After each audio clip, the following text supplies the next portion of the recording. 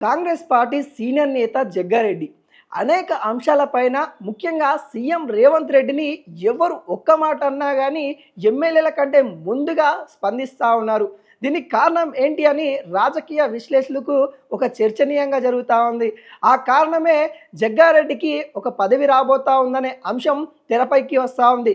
ఇప్పటికే జగ్గారెడ్డికి పదవి లేదని తన కుటుంబంలో ఒక కార్పొరేషన్ చైర్మన్ తన సతీమణికి ఇవ్వడం జరిగింది.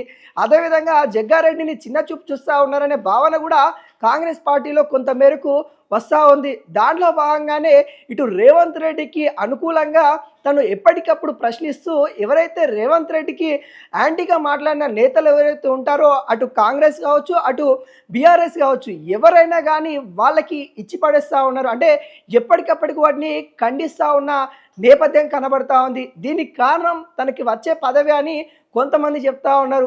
ఆ పదవి ఏదైతే ఢిల్లీ వేదికగా ఉండబోతా ఉందన్న కోణాలు కూడా వినిపిస్తూ ఉన్నాయి. అంటే కాంగ్రెస్ పార్టీలో ఢిల్లీ లెవెల్లో ఒక మంచి పదవి జగ్గారెడ్డికి రాబోతా ఉంది అనే వాదనలు కూడా తారస్థాయికి అయితే వినిపిస్తూ ఉంది. జగ్గారెడ్డికి ఏదైతే గతంలో ఎమ్మెల్సీ చేసి మంత్రి పదవి ఇవ్వాలి అనే వాదనలు కూడా తారస్థాయికి వినిపించినప్పటికీ కూడా రెడ్డి వర్గ సామాజిక వర్గాలు ఏవైతే కుల సమీకరణ చేయడం వల్ల జగ్గారెడ్డికి ఇవ్వలేకపోతా ఉన్నామని కాంగ్రెస్ అధిష్టానం చెప్పడం జరిగింది. దాంట్లో భాగంగానే జగ్గారెడ్డికి వాళ్ళ కుటుంబంలో ఒక పదవి ఇవ్వడం అయితే జరిగింది.